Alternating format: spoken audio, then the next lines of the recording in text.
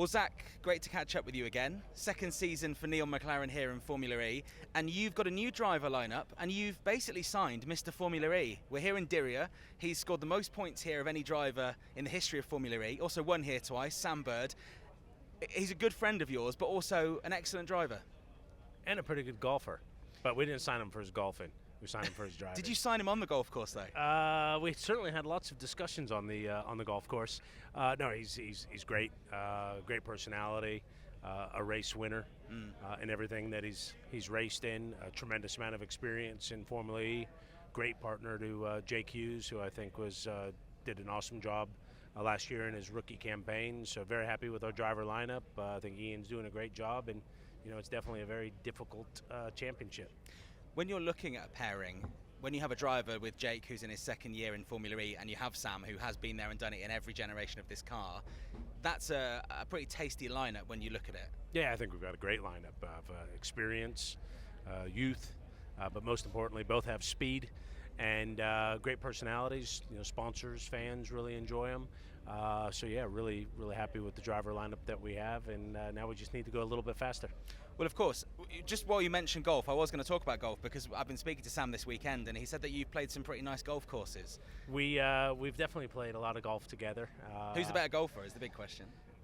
It's close. I'm going to say me, but that's probably not factually accurate. Because you can imagine the hand-eye coordination he has and the power he has. So no, he wins in golf. But that's the great thing about the index system is you can play anyone and have a competitive round. Well, and it's the best place to do business. So I think it's been a good place for you to get to know Sam over the years and 100%. Bring him into the team now. When you look at the Formula E calendar, there are some exciting new races in Italy and in Japan and in China.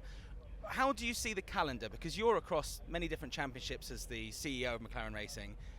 There's quite a large off-season in Formula E. Do you feel that could be something that's looked at when you look at the sort of the general calendar and how that evolves? Obviously the more racing you do, the more expensive it gets. So we need to find the balance between racing all the time and the budget required to do so. I think we do have some great new countries and cities that we're racing in.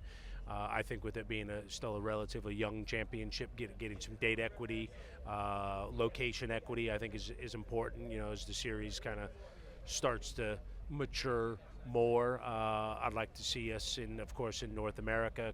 We've moved around a bit, and I think being on the West Coast is great. But Tokyo is going to be spectacular. So yeah, and of course this is a great place to debut here in Saudi. In the week, Damon Hill's come out, and I'm sure you've heard this, and he suggested that Formula One, with the announcement of the Madrid street race, is going in the direction of Formula E. That's what he said. Formula One has added races that are predominantly street tracks, if you think back to even last year with Las Vegas. While Formula E almost is moving in the opposite direction, with moving to Misano and also racing in Portland and doing a double header this year. How do you see that situation? Do you think Formula One is learning from Formula E? Do you think it's influenced by Formula E at all, or do you think it's a kind of separate decision? I think anytime you can race in a big city, regardless of what the racing series is, I think that's quite exciting to kind of bring the race to the fans, so to speak. And so I don't think kind of one has anything to do with the other. I think it's putting together the optimum calendar, and I love street racing. I love permanent road courses. I love oval racing from when we're in Indianapolis. So I think the more diversity in racing, the better. When you go back to the Formula E calendar and we look at how many races there are double headers.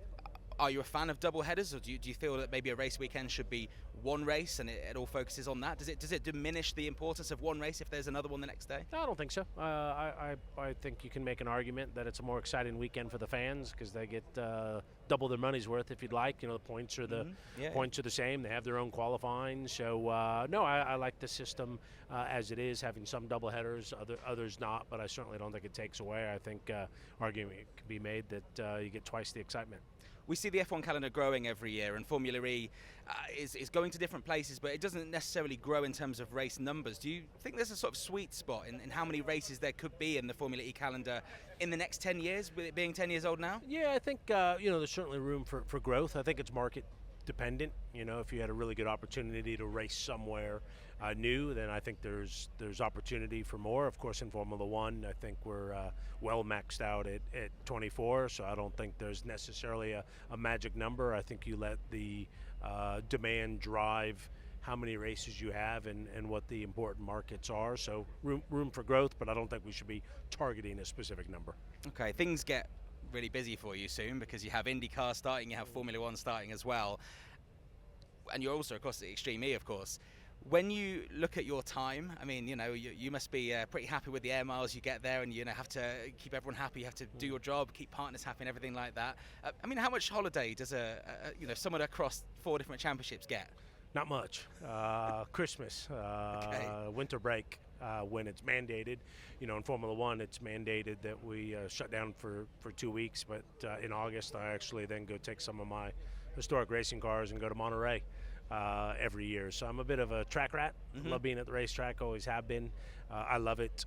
You know, all these teams are self-sufficient. They all have great leadership. You know, Ian James running our electric racing, Andrea Stella running our Formula One team, and Gavin Ward running our IndyCar team. So I think all these teams are perfectly capable of running a race weekend without me. So I ultimately end up going where I think I can add value to partners and the brand, and of course, you know, watch everything. So it's not unusual for me to have a few devices open at any one time when we're have multiple races going on, to kind of try and pay attention to all of them. It's a very slick operation, I have to say. Obviously, the start of the F1 season starts with the car launches, and you recently sort of shock dropped the livery ahead of everyone else, and that went down really, really well. How did that come about? Whose decision was that? You know, all these things are ultimately a group decision, but I got to give credit to Lou McEwen. She's head of marketing for us at McLaren, and our comms team, and we're always kind of reviewing what's going to have the most impact for our team and for our partners and the fans. So we knew an early drop of our livery would start to capture the attention of the fans, because, you know, in the off season everyone's kind of chomping at the bit. They quickly want to see what's coming out for next year. So that was credit to Lou and Steve and everyone on the team for coming up with something that I thought would be very impactful, and I think they delivered. Absolutely, it was. When you look ahead to the F1 season in 2024, there was huge progress, I think, from McLaren in 2023. Is this the year we start seeing more race wins because you came close? Obviously, Red Bull very, very dominant, but race wins I don't think are far away. I don't think they're far away.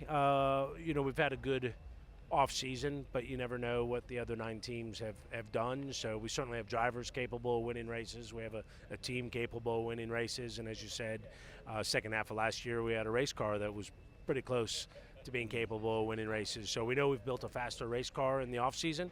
What we don't know is how much faster everyone else is, so we'll have to wait and see. But winning is certainly our ambition. The second places were great last year, but we had enough of them to be ready for that top step. Well, we need to get you getting more tattoos as well, and I think I asked you before what tattoo you get if one of your drivers wins, but when we look at the F1 season, Guenther Steiner is the big story, right? Because we've all watched Drive to Survive, we've seen what a big character he is, both on TV and also from what I hear around the paddock as well, and obviously he's now out of his job at Haas.